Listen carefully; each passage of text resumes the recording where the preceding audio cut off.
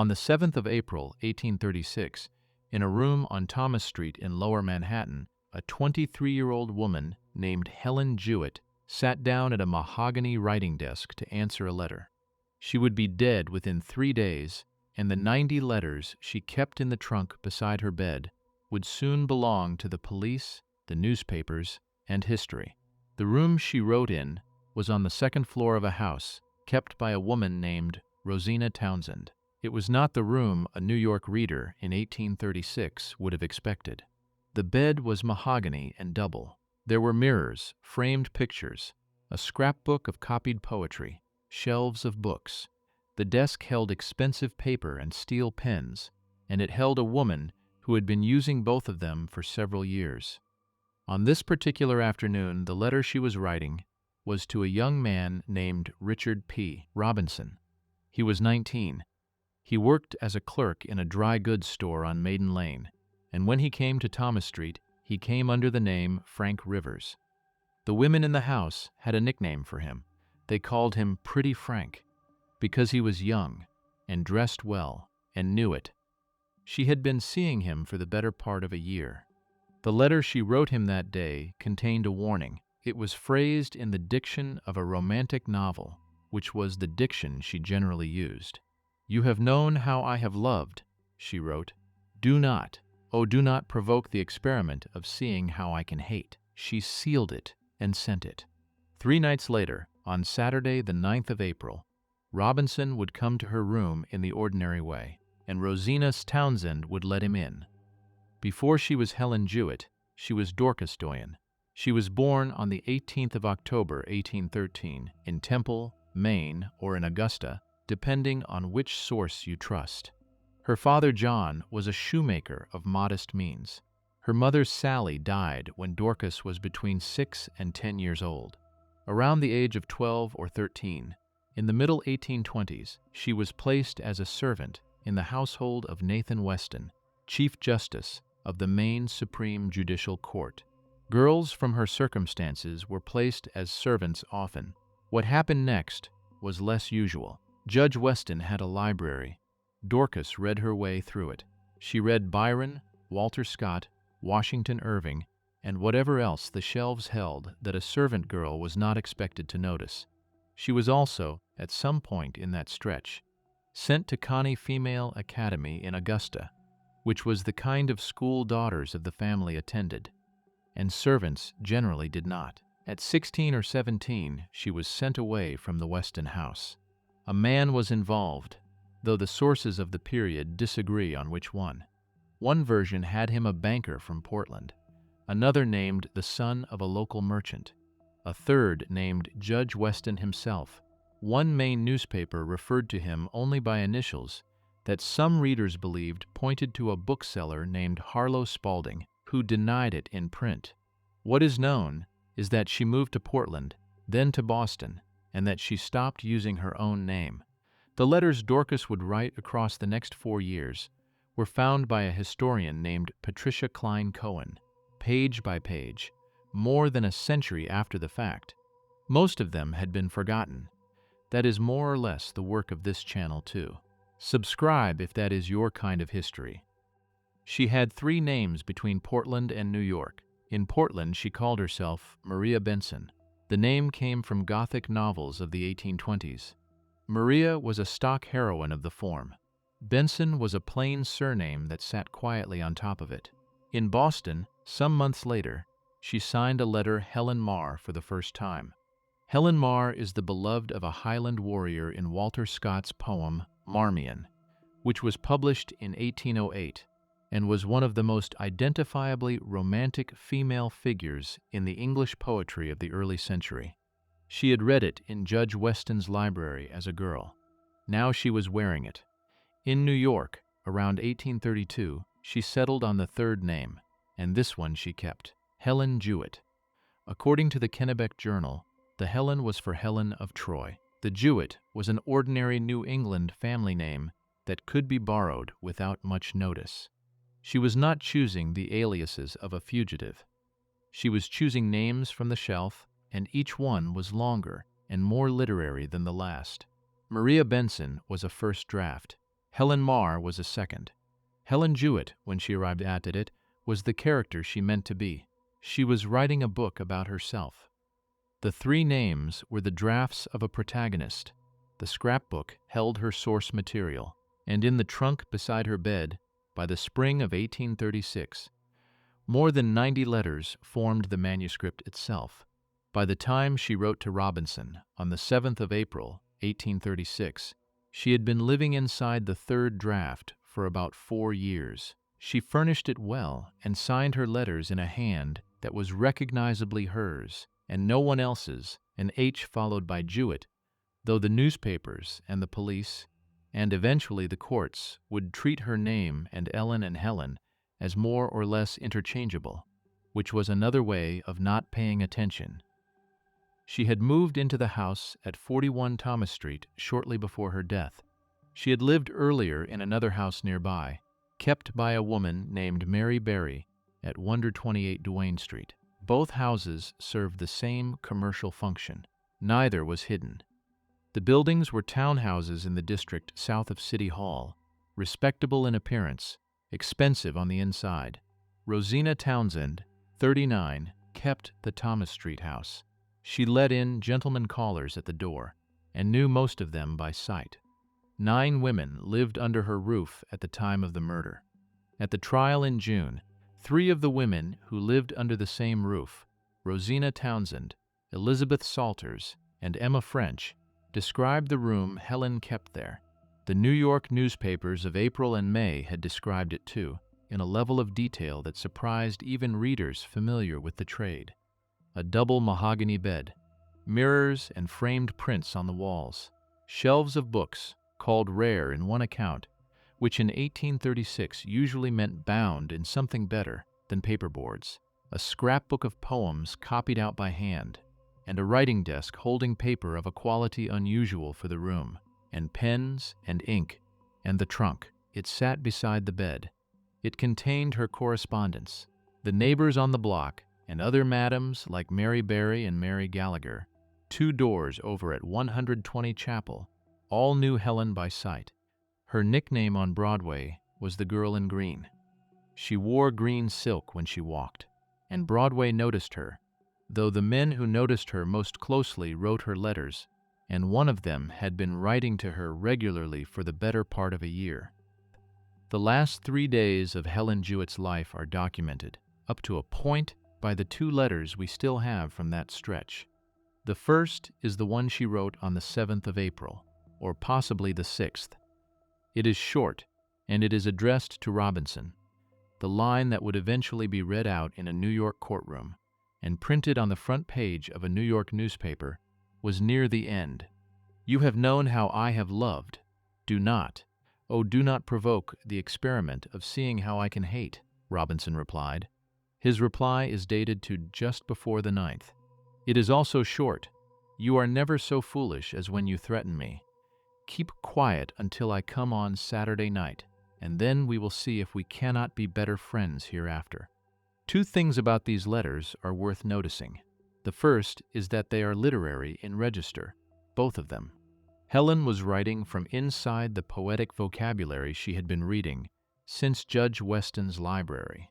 Robinson, a 19-year-old clerk from a good Connecticut family in Durham, was writing back in something close to the same register. He was borrowing her tone. In the letter that would be read at the trial, he was borrowing her book. The second is that these are the only 2 letters from that week we can still read. The trunk beside Helen's bed held many more, and most of them have not survived. Saturday the 9th arrived. Robinson had said he would come. That evening, around 9 o'clock, a man in a cloak knocked at the door of the house at 41 Thomas Street, and Rosina Townsend went to answer. She recognized him as Frank Rivers. He went upstairs to Helen's room. Around 11, Rosina brought them a bottle of champagne, opened the door, and saw the back of a man's head in Helen's bed. She set the champagne down and left. She went to sleep sometime after midnight. At around 3 in the morning, she was awakened by a knock at the front door, a late caller for one of the other women. She got up. On the way down the hall, she noticed that a lamp had been moved from its usual place, and that the back door of the house stood ajar. When she reached the front, she smelled smoke. The smoke was coming from Helen's room. Rosina opened the door. The bed was on fire, and Helen was dead in it. She had been struck with a hatchet. The room was filling. Rosina called out to the other women and to the watchman from the corner. They put the fire out. The bed had smoldered rather than blazed, and one side of Helen's body had been burned by the fire. Within the hour, 2 constables named Dennis Brink and George Noble were on the block. They asked the women in the house what they knew. All of them said the same thing. The only man who had been with Helen that night was Frank Rivers, who lived on Maiden Lane, whose real name was Robinson. At around 7 in the morning, the constables walked to the boarding house at 42 Day Street and arrested him in bed. According to the officers' accounts, when they told him what had happened, he said, "This is an odd business." The hatchet was recovered across the yard fence at 41 Thomas Street. The cloak lay against a fence on Hudson Street. On the knees of the trousers Robinson put on to leave. With the officers, there was whitewash from the yard. They took him back to Thomas Street and brought him to the door of Helen's room. He was asked to look at her. He did, and by later accounts of the officers and the women in the house, he showed nothing. Mary Gallagher, the madam of the house, 2 doors down at 120 Chapel, was standing in the room. According to accounts later collected by Patricia Klein Cohen, she asked him what had induced him to commit so cruel an act.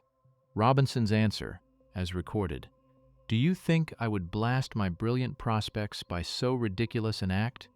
He added that he was a young man of only 19 years of age yesterday. He had turned 19 the day before, on the 9th of April. That was the evening he had come to Helen's room. That afternoon, the 10th of April, a Sunday, a coroner named William Schurman rounded up 12 men from the crowd gathering in the street and swore them in as a coroner's jury. They viewed the body. They voted on the same visit that Helen had come to her death by a blow or blows to the head with a hatchet in the hand of Richard P. Robinson. Later that afternoon, another man came to the house.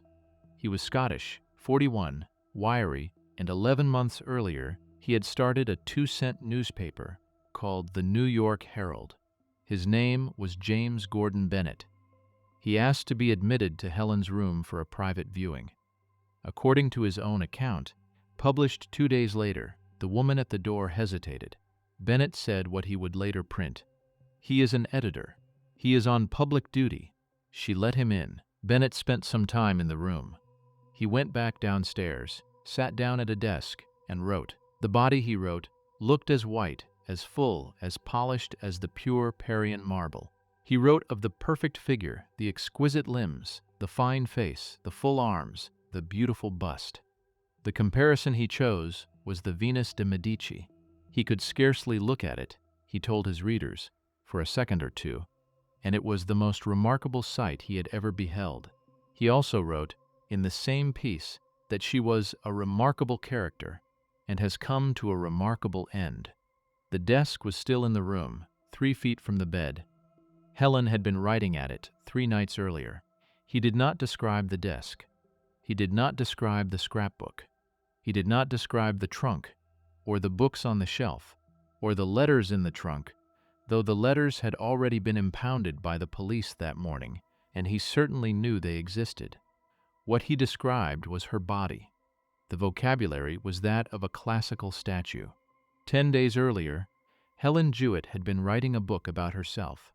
Now James Gordon Bennett was standing in her room, over her body, writing a different one. Bennett filed his first piece the same evening he came back from Thomas Street. He wrote it in one register. "Our city," he wrote, "was disgraced on Sunday by one of the most foul and premeditated murders that ever fell to our lot to record." That version ran in the Herald on the 11th of April. Robinson was the villain. Helen was the murdered woman. On the 12th of April, Bennett walked back to 41 Thomas Street with a notebook. He asked Rosina Townsend questions and wrote down what he said were her answers. The piece appeared in the Herald on the 16th. Later historians, including Andy Tuscher in her book Froth and Scum, have argued that at least parts of what Rosina Townsend was quoted as saying were made up. In the same week, fragments of the letters impounded from Helen's trunk began to appear in print. One of them was hers, the April threat, printed under her own name. By the end of April, Bennett was writing about Helen differently. She had become, in his columns, a fallen woman first, and then a woman whose behavior might have provoked her killer, and then, by early May, a figure whose death was almost incidental to the story of the young man accused of it. The Philadelphia Gazette, watching from a distance, wrote that spring, "It has become really amusing to read the attractive fictions in which the life and character of the wretched Helen Jewett have been dressed by the penny prince. 4 Helens in something under 8 weeks, under one masthead." The Herald's readers grew with the versions. A daily print run of about 2,000 copies at the start of April had reached near 15,000 by the end of the month. The other cent papers grew too. Benjamin Day's Sun kept insisting Robinson was guilty and would be acquitted only if somebody paid for it. The Transcript ran its own coverage. Whichever Helen you preferred, there was a paper for you. 2 months after her death, in June, a court in Manhattan would have to decide which Helen was admissible. Of the 90 or more letters recovered from Helen Jewett's trunk on the morning of the 10th of April, 1836, one was admitted at the trial. The court sat on the 2nd floor of City Hall in the Court of Oyer and Terminer. The trial opened on Thursday, the 2nd of June. Judge Ogden Edwards, 55, took the bench. Thomas Phoenix appeared for the prosecution. The defense was led by Ogden Hoffman, a former district attorney, retained by Robinson's employer Joseph Hoxie, along with 2 other senior attorneys, William Price and Hugh Maxwell. No official stenographer was present. By later accounts, 20 out-of-town reporters attended, and something on the order of 6,000 people pressed into and around the courtroom over the course of the 6 days. Robinson sat in the box in a plain frock coat. He had been held in Bridewell Prison since the 10th of April. His demeanor, in accounts written by reporters on both sides of his case, was steady. Rosina Townsend was called on the first day. She traced the evening of the 9th for the jury. Around 9, she had let a man in a cloak through the front door, recognizing him as Frank Rivers. Around 11, a bottle of champagne had been brought up to Helen's room, and the back of his head had been visible in the bed. No other man had arrived at the house that night. At 3 in the morning, she had woken to a knock at the front door and had smelled smoke. Elizabeth Salters and Emma French, who lived under the same roof, gave supporting testimony.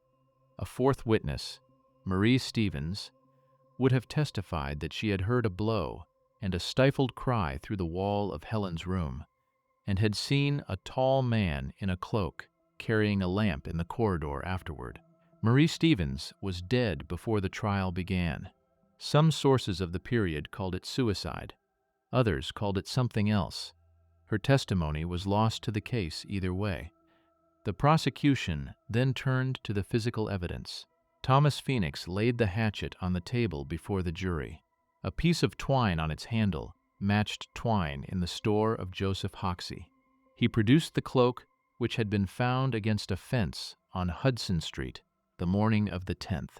He held up Robinson's trousers and showed the jury the whitewash on the knees, matched to the fence behind the yard at 41 Thomas Street, and he showed them a miniature portrait of Robinson himself, which had sat in Helen's room the day before the murder and had been recovered from his lodgings the day after.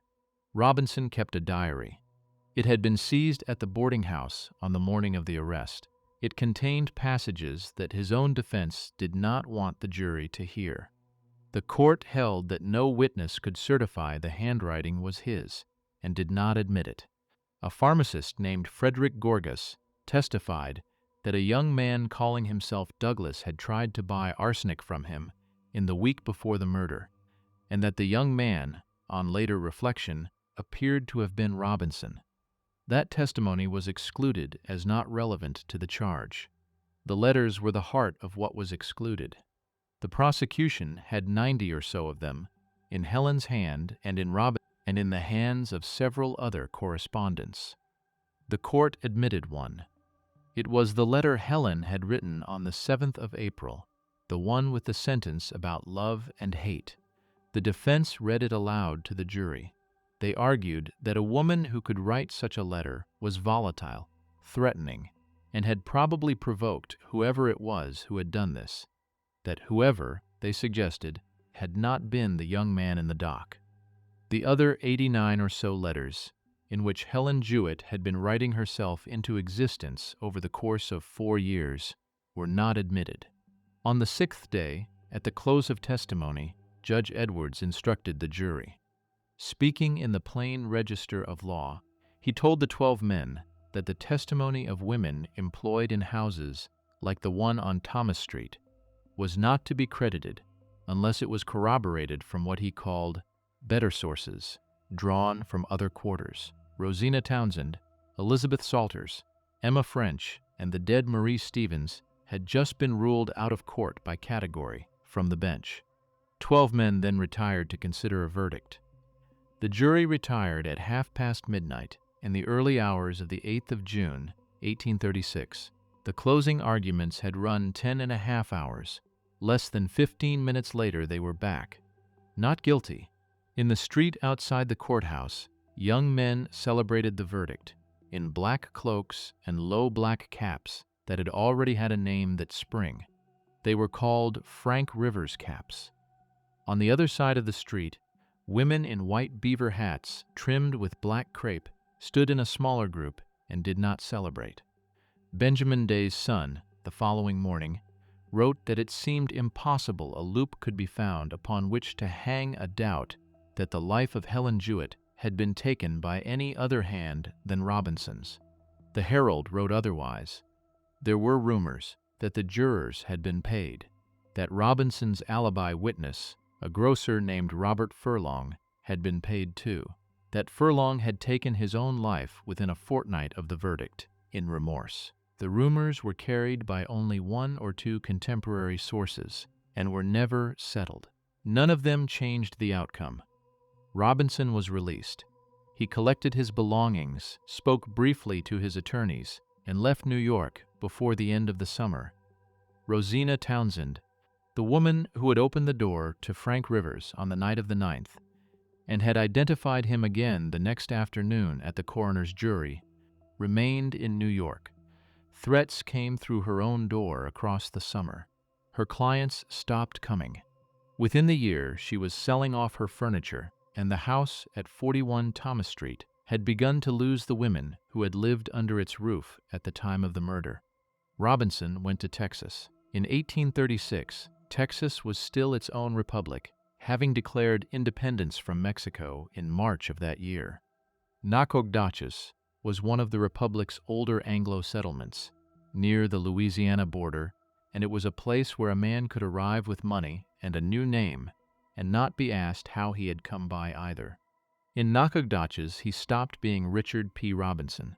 Under the name Richard Parmalee, he opened a saloon and a billiard establishment.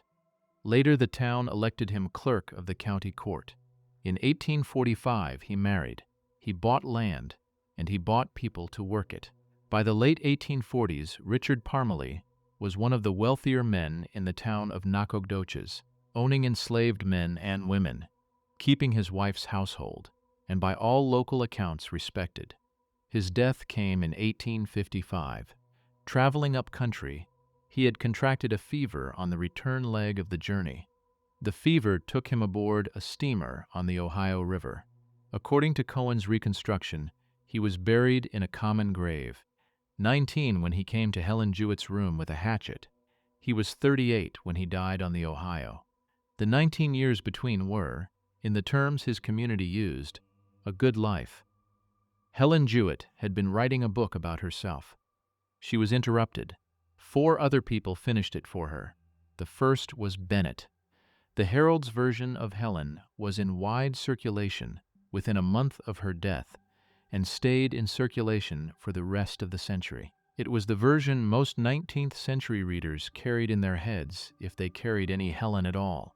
Beautiful, fallen, dangerous, marble white in death, the Venus de Medici of Thomas Street. It sold papers, and so the papers repeated it. The second was George Wilkes. In 1849, 13 years after the murder, Wilkes and a co-author named H.R. Howard published a book called The Lives of Helen Jewett and Richard P. Robinson. It appeared serially in the National Police Gazette, which Wilkes edited, and then in pamphlet form, one of the earliest American mass-market crime paperbacks.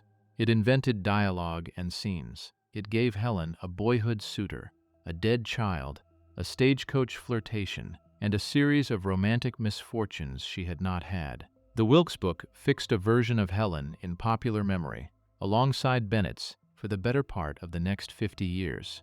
Wilkes went on to a long and respectable career in journalism. The third was the archive itself, and by the archive is meant the drift of paper. What had once been 90 letters in a trunk beside a mahogany bed dispersed across the middle of the 19th century into court files, newspaper morgues, private collections, and family estates. Most of it was lost through the ordinary mechanisms by which 19th century paper is lost. Estates were broken up, attics burned, boxes went to the ragman. The manuscript she had been writing at the desk on Thomas Street was, over the course of decades, thinned out to fragments. The fourth was Patricia Klein Cohen.